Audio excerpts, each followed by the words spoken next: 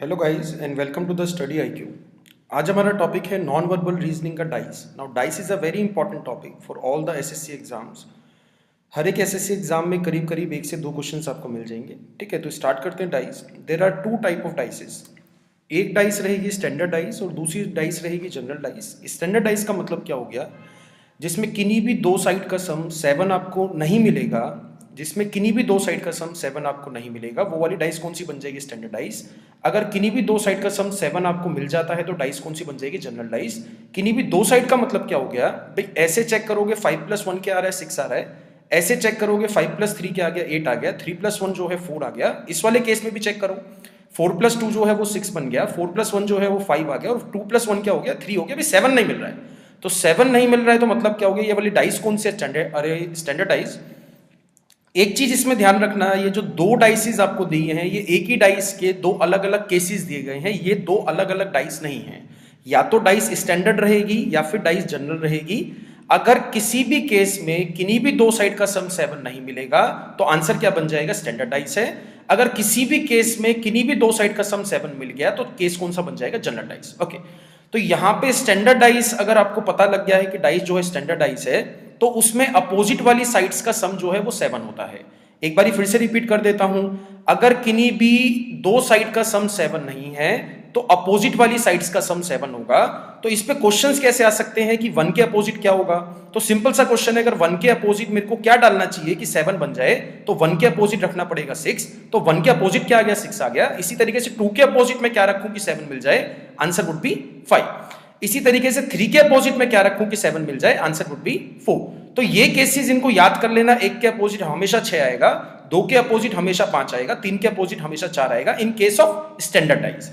भाई यहां पे भी अगर देखोगे ये 4 केसेस आपको दिए गए हैं, तो ये 4 केसेस, ये 4 डाइस नहीं है, एक ही डाइस के डिफरेंट डिफरेंट केसेस आपको दिए गए हैं। तो इसमें से किन्हीं भी दो साइड का सम 7 नहीं है। यहां पे भी फर्स्ट केस में भी नहीं है, सेकंड केस में भी किन्हीं भी दो साइड का सम 7 नहीं है, थर्ड में भी नहीं है, फोर्थ में भी नहीं है। तो मतलब क्या होगा, ये वाली डाइस स्टैंडर्ड डाइस है। ओके, तो जनरल पे आते हैं। जनरल अगर मैं आपको दिखाता हूं तो ये जो केस है वो जनरल डाइस का है। तो यहां पे 3+2 जो है 5 है, 4+2 जो है 6 है, 4+3 जो है वो 7 है। तो फर्स्ट केस में इन दोनों साइड्स का सम, इन दोनों साइड्स का सम जो है वो 7 है। 7 है तो कौन सा डाइस, कौन सा केस बन गया, general is the right answer. ठीक है भाई, यहां पे भी चेक करोगे तो किसी भी केस में किन्हीं भी दो साइड का सम 7 मिल गया तो केस कौन सा बन जाएगा, जनरल। जैसे यहां पे 4+3 जो है वो 7 मिल गया, तो 7 मिल गया तो केस कौन सा, जनरल। नाउ जनरल के दो केसेस हैं। ठीक है, फर्स्ट केस है when only one number is common. First case है जब खाली एक नंबर कॉमन हो। भाई सबसे पहले आपको जानना है कि डाइस कौन सी है। भाई यहां पे 6+1 7 मिल गया तो डाइस कौन सी बन गई है, जनरल डाइस बन गई है। केस कौन सा है, जब खाली एक नंबर कॉमन है। एक कौन सा है भाई, इसमें भी 1 आ रहा है और इसमें भी 1 आ रहा है, खाली इन दोनों डाइस में एक ही नंबर कॉमन है, डेट इज 1। तो अगर मेरे को अपोजिट निकालना है कि 1 के अपोजिट क्या आएगा, 3 के अपोजिट क्या आएगा, 2 के अपोजिट क्या आएगा, तो मैं कैसे निकालूंगा, आपको क्लॉकवाइज नंबर्स लिखने हैं। ठीक है, क्लॉकवाइज का नंबर क्या हो गया, क्लॉकवाइज का मतलब क्या हो गया, जो भी नंबर यहां पे कॉमन था, जो भी नंबर यहां पे कॉमन था उसको सबसे पहले लिखना है। भाई 1 कॉमन था तो 1 लिख लिया सबसे पहले। 1 के बाद क्लॉकवाइज नंबर कौन सा मिला आपको, 2, तो 1 के बाद आपको लिखना है 2। 2 के बाद क्लॉकवाइज नंबर कौन सा मिल गया आपको, 3, तो 2 के बाद क्या लिखना है, 3। अब दूसरे केस पे आओ। भाई दूसरे केस में जो भी नंबर कॉमन था वो ऊपर नीचे लिखने हैं, यानी कि 1 कॉमन था तो 1 के नीचे डाल दिया 1। अब 1 के बाद क्लॉकवाइज नंबर कौन सा मिल जाएगा आपको, दूसरे वाले केस में 6, तो 2 के बाद क्या आ जाएगा, 6। फिर 6 के क्लॉकवाइज कौन सा मिल गया आपको, 5, तो 3 के नीचे क्या आ जाएगा, 5। तो ये जो पेयर हैं ये अपोजिट पेयर्स हैं। 3 के अपोजिट 5 आ गया, 2 के अपोजिट 6 आ गया, 1 मिल चुका है, 2 मिल चुका है, 3 मिल चुका है, 6 मिल चुका है, 5 मिल चुका है, 4 नहीं मिला है। तो 1 के अपोजिट कौन सा नंबर आ जाएगा, 4 is the right answer. I hope ये समझ में आया होगा आपको। This is first case when only one number is common, खाली एक नंबर कॉमन है, 1। ठीक है, सेकंड केस आते हैं। सेकंड केस है डाइस का, सॉरी जनरल डाइस का। जनरल डाइस का जो दूसरा केस है वो क्या है, when only 2 numbers are common, जब खाली 2 नंबर कॉमन हो।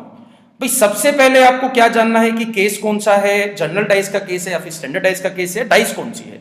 तो यहां पे अगर आप देखते हो 5+2, तो 5+2 क्या हो गया, 7, 7 मिल गया तो कौन सी डाइस बन गई, जनरल डाइस। अब इसमें अगर आप देखते हो 5 और 3, ठीक है, 5 और 1 जो है इन दोनों में आ रहा है, और 5 और 1 जो है वो इस वाली डाइस में भी आ रहा है, तो इनमें 2 नंबर कॉमन है। तो जो अनकॉमन नंबर है वो अपोजिट्स हैं, यानी कि इसमें 4 आ रहा है, इसमें 2 आ रहा है जो अनकॉमन है। तो 2 के अपोजिट क्या मिल जाएगा? 4 इज द राइट आंसर। मैं खाली इन्हीं 2 का अपोजिट निकाल सकता हूं। 2 के अपोजिट क्या आएगा, 4 के अपोजिट क्या आएगा। ठीक है, now try with some other questions. कुछ प्रैक्टिस करते हैं भी क्वेश्चंस की। जैसे ये क्वेश्चन है, find the number opposite to 4। 4 के अपोजिट वाला नंबर आपको निकालना है। सबसे पहले आपको निकालना है कि डाइस कौन सी है, स्टैंडर्ड है या फिर जनरल है। भाई यहाँ पे 5 और 2 जो है वो 7 मिल गया, 5 एंड 2 प्लस क्या हो गया 7। एग्जैक्ट 7 मिलना चाहिए भी, 7 से ज्यादा से मतलब नहीं है, 7 से कम से मतलब नहीं है। 5 प्लस 2 जो है वो 7 आ गया, तो 7 आ गया तो जनरल डाइस है। जनरल डाइस का कौन सा केस है? When only one number is common. तो यहाँ पे 5 आता है और यहाँ पे भी 5 आता है, तो 5 से क्लॉकवाइज घुमा दो।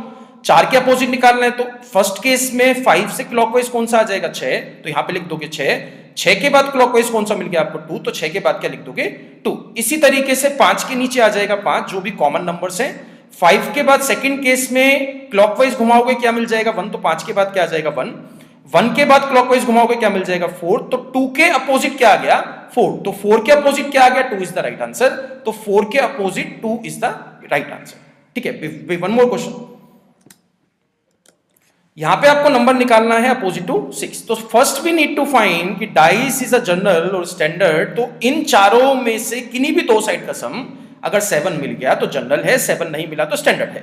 तो यहां पे 6 प्लस 2 भी फर्स्ट केस में 7 नहीं मिला है, सेकंड केस में भी 7 नहीं मिला है, थर्ड केस में भी 7 नहीं मिला है और फोर्थ केस में भी 7 नहीं मिला है। तो 7 नहीं मिला तो मतलब क्या हो गया स्टैंडर्ड है। तो स्टैंडर्ड में अपोजिट वाली साइड्स का सम 7 होता है, तो 6 के अपोजिट मेरे को क्या डालना पड़ेगा कि 7 मिल जाए, तो आंसर इज 1। तो 6 के अपोजिट क्या आ जाएगा 1 इज द राइट आंसर। ठीक है, one more question.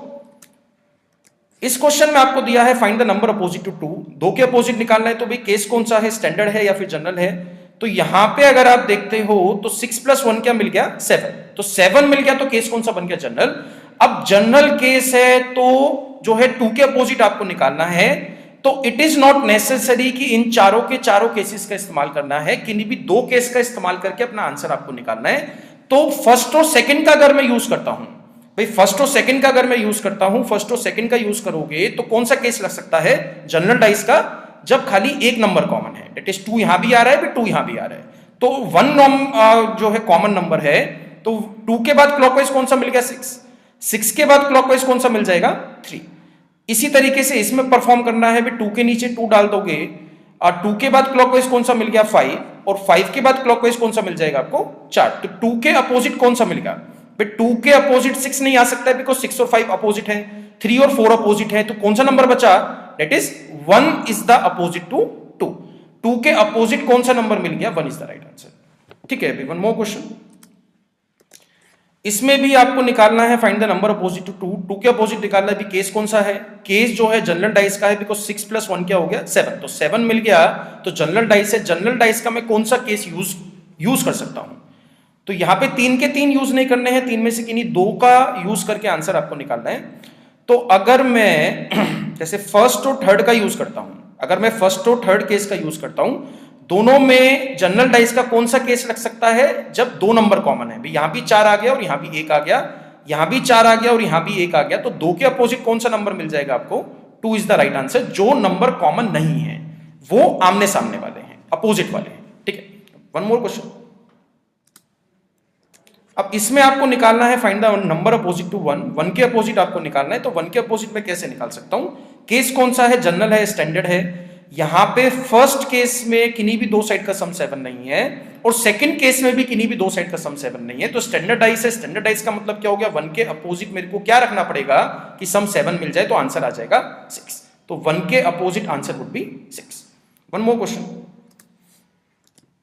Find the number opposite to 4। 4 के अपोजिट निकालना है, भी केस कौन सा है। यहां पे अगर आप देखते हो 6 प्लस 1, तो 6 प्लस 1 क्या हो गया अभी 7, 7 मिल गया, तो केस कौन सा मिल गया जनरल। जनरल का मैं कौन सा केस यूज कर सकता हूं 4 के अपोजिट निकालने के लिए, तो यहां पे अगर आप इन दोनों केसेस को देखते हो, इन दोनों केसेस को देखते हो, तो इनमें एक नंबर कॉमन है, डेट इज 6। 6 यहां पे भी आ रहा है और 6 यहां पे भी आ रहा है, तो 6 से क्लॉकवाइज घुमा दो।